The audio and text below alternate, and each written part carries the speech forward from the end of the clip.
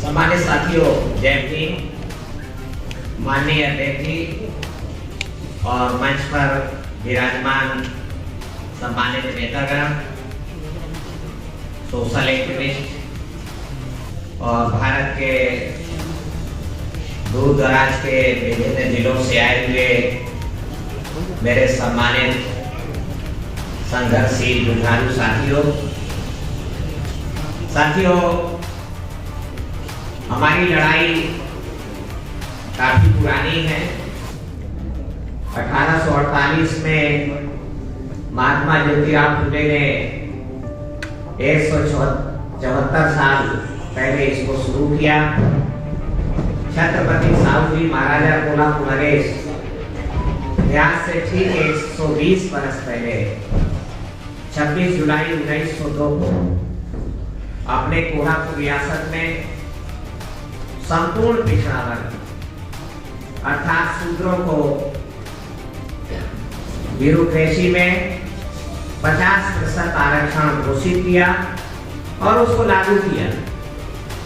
और यही नहीं, उन्होंने मैसूर के राजा चामराज वाडियार, बड़ौदा के राजा सयाजीराव गायकवाड़ और इंदौर के राजा को भी समझाया कि जिन लोगों की शासन और प्रशासन में हिस्सेदारी नहीं होती है, वो लोग अपने हितों की सुरक्षा नहीं कर पाते हैं, और जो लोग लंबे समय तक अपने हितों की सुरक्षा नहीं कर पाते हैं तो वो लोग एक न एक दिन गुलाम बनकर रह जाते हैं।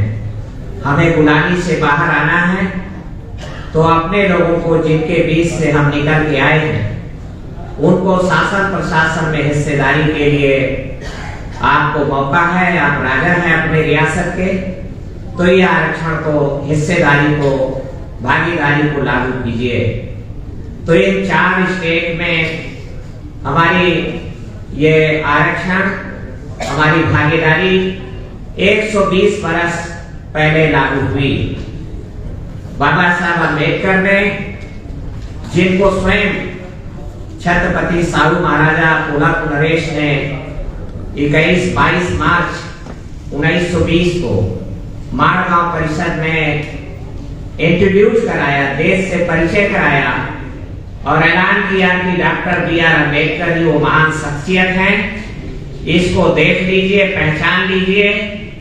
ये आपकी गुलामी की बेड़ियों को काट देगा, आपकी गुलामी की जंजीरों को तोड़ देगा। और इसलिए मैं डॉक्टर भीमराव अम्बेडकर को पूरे देश के शूद्रों का, संपूर्ण पिछड़ा वर्ग का मैं नायक घोषित करता हूँ। ये अद्भुत घटना थी कि एक राजा आदमी एक वर्ण व्यवस्था के अनुसार ऊंचे दर्जे का आदमी, एक अछूत को उन्होंने उठा करके और राष्ट्र नायक, राष्ट्र नेता के रूप में घोषित किया, मंच पर बुला करके उनका राजतिलक किया। तो इस घटना को तत्कालीन जो केयरटेकर थे भारतीय समाज व्यवस्था के, मोहनदास करमचंद गांधी, कांग्रेस पार्टी के राष्ट्रीय अध्यक्ष हो चुके थे, तो कनखियों से देखा गया और उसके बाद उस एका को तोड़ने के षड्यंत्र हुए। हम लोग आज फिर वहीं खड़े, 50% से आगे कहां हैं आप? और 50% में तो 27% तो एक झुंझुना है, जो 22.5% है। यहाँ पर मैं एक बात और रेखांकित करना चाहूंगा कि 22.5% SC/ST है। तो अभी लोकसभा में उन्होंने 2011 की जनगणना के आंकड़े आने के बाद तो लोकसभा में इसको बढ़ाकर 25% कर दिया। 119 मेंबर पार्लियामेंट होते थे, उनके हित में, वर्ण व्यवस्था को बनाए रखने के हित में, सिस्टम को, स्टेटस को बनाए रखने के लिए तो 40 मेंबर पार्लियामेंट तो ST समुदाय से सीटें रिजर्व थी और 79 वो रिजर्व थी शेड्यूल कास्ट के लिए। तो उसको उन्होंने बिना किसी मेमोरेंडम के बिना किसी डिमांड के रिवाइज किया और रिवाइज करके 2014 के लोकसभा चुनाव के लिए तो 22.5 से बढ़ाकर 25% कर दिए और उनकी संख्या उन चमचों की जो चमचे मालिकों के लिए वफादार हैं तो उनकी संख्या बढ़कर के 131 हो गई हाउस ऑफ पीपुल्स में। तो हम लोगों ने तो 26 जुलाई 2015 को कानपुर में इसी तरीके का कार्यक्रम किया था। तो हमने राष्ट्रपति को प्रख्यापित किया, ये ज्ञापन दिया कि आप जो नौकरशाही है, जब आपने चमचों के भर्ती के लिए तो 25% कर दिया है तो नौकरों की भर्ती के लिए भी 25% करो। हमारे नौकर ज्यादा मुफीद हैं, चमचे तो हमारे लिए कतई लाभदायी नहीं है। तो वो अभी तक नहीं है, मैंने आपका ध्यान तो दिलाया। तो शेड्यूल कास्ट का जो नौकरशाही में आरक्षण है वो उसी हद तक फुलफिल हुआ है, परंतु ओबीसी का तो 27 में से मुझे लोग बताते हैं कि ये 12 और 15% के बीच में झूल रहा है, इससे आगे नहीं बढ़ रहा है और पूरे देश में इसको लागू भी नहीं किया गया। माननीय वीपी सिंह जी ने तीसरे चौथे दिन ही लागू होने के बाद कहा कि हम शिक्षा में नहीं लागू करेंगे और राज्य सरकारों को बाधित नहीं करेंगे, मजबूर नहीं करेंगे। तो हिमाचल जैसे स्टेट तो आज भी नहीं लागू किए। मध्य प्रदेश में अभी हमारे दादा बहादुर को लड़ना पड़ा, बहुत सारे लोगों ने तो अभी पंचायती राज में हासिल किया है। मैं आपसे कहना चाहता हूँ कि आज हम 50% में भी फुलफिल नहीं है, पूरा नहीं ले पाए हैं और ऐसा लगता है कि ये 35% के आसपास संपूर्ण बहुजन समाज का नौकरशाही में हिस्सेदारी इससे आगे नहीं है, इससे कम है। तो इसलिए हमारी सुप्रीम कोर्ट सुन नहीं रही है, पार्लियामेंट सुन नहीं रही है और कोई गवर्नमेंट आपको सुनने वाली नहीं है। आप तो आपके नेता कैप्चर्ड कर लिए गए हैं। इसलिए मैं आपसे यह भी विनती करना चाहता हूं कि भविष्य में गांव में जो सरपंच के चुनाव हैं, प्रधान पद के चुनाव हैं, उससे बहुत सीखने लायक है।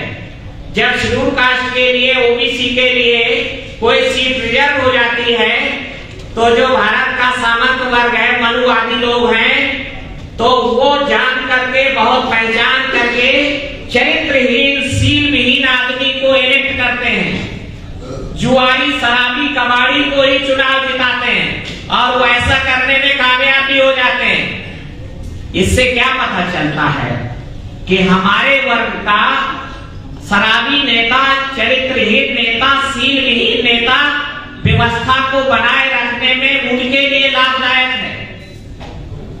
यही बात 23 नवंबर 1950 को बाबा साहब अम्बेडकर ने पार्लियामेंट में भी जोर देके कहा, जब उनके सामने ये विषय लाया गया कि लोकसभा, विधानसभा में चुने जाने के लिए शैक्षिक योग्यता लगाना जरूरी है, तो बाबा साहब अम्बेडकर ने उसको कानून मंत्री के रूप से सिरे से खारिज किया और कहा कि मेरी ये चाहत जरूर है, बुद्ध के शब्दों में कहूं तो मानव के लिए दो चीजों की जरूर आवश्यकता है, एक तो है ज्ञान और दूसरा है सील।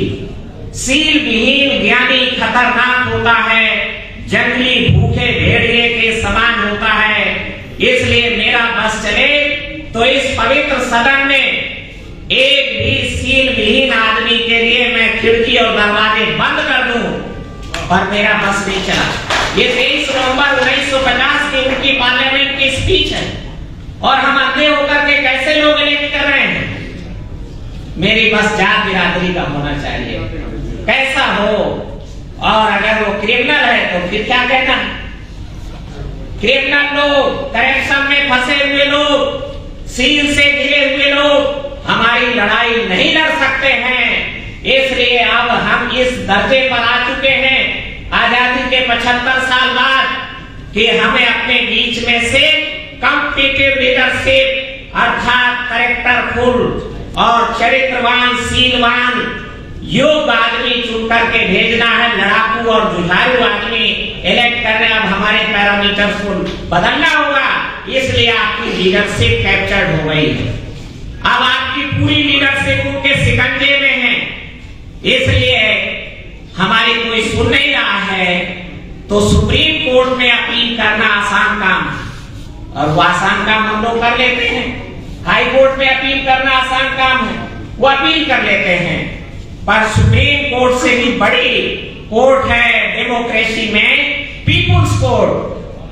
पीपुल्स कोर्ट में हमें अपनी अपील दायर करना कठिन जरूर है, पर यह संभव नहीं है। और इसलिए मैं आह्वान करूंगा सभी साथियों का कि SRA के माध्यम से, आपके अपने संगठनों के माध्यम से, तो हमें पीपुल्स कोर्ट में जाना होगा, जनता की अदालत में यह लड़ाई को ले जाना होगा। जनता की अदालत के पहले अब आपकी कोई सुनने वाला नहीं है। मैं बहुत हाथ जोड़ करके विनती आप सबका आह्वान करना चाहता हूँ। और राजा बहादुर जी ने एक खतरे का संकेत दे दिया, पता नहीं आपने नोटिस लिया कि नहीं। ये अग्निपथ योजना बहुत खतरनाक है। ये अग्निपथ हम लोग लड़ रहे हैं कि नहीं, वो तो एम्प्लॉयमेंट का मामला है, सब परमानेंट भर्ती कीजिए। अरे उलझाओ नहीं, इसमें उनका हिडन एजेंडा है। हिडन एजेंडा है कि जो RSS का, बजरंग दल का, विश्व हिंदू परिषद का, उनका अनुसांगिक संगठनों का कार्यकर्ता है, जो उनका यूथ है, उसको वो मिलिट्री में भर्ती करके और बिना पैसा खर्च किए मिलिटेंट बना रहे हैं। ट्रेनिंग देंगे उनको, और ट्रेनिंग देने के बाद 4 साल की, उसके बाद सेवाएं लेने के बाद वो सोसाइटी में लौट के आ जाएंगे।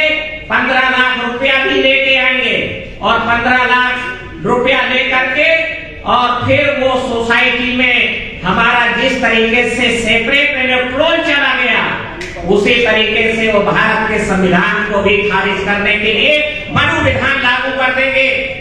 तो और एक और खतरा है, आप ध्यान करें, इस दिशा में अनुमान ही हम लगा सकते हैं कि जो सेना के डिस्पोज ऑफ आर्म्स हैं, AK-47 है, उसकी ऑक्शन लगा दें, नीलामी लगा दें, और एक क्राइटेरिया तय कर दें कि इसको खरीदने का, इसको नीलामी को लेने का हक अग्निवीरों को होगा। प्रायोरिटी होगी 5000 में AK-47 ले जाइए।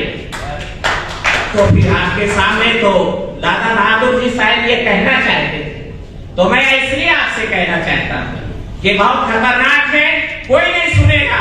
पीपुल्स कोर्ट में जाना होगा, जनता के अदालत में चलना होगा, मिल करके। उनका फंडा है डिवाइड एंड रूल, हमारा फंडा है यूनाइट, ऑर्गेनाइज और रूल करना है। ऑर्गेनाइज रूल करना है, और ऑर्गेनाइज नॉर्मल ऑर्गेनाइजेशन नहीं, हमें ब्रदरहुड तक पर जाना होगा।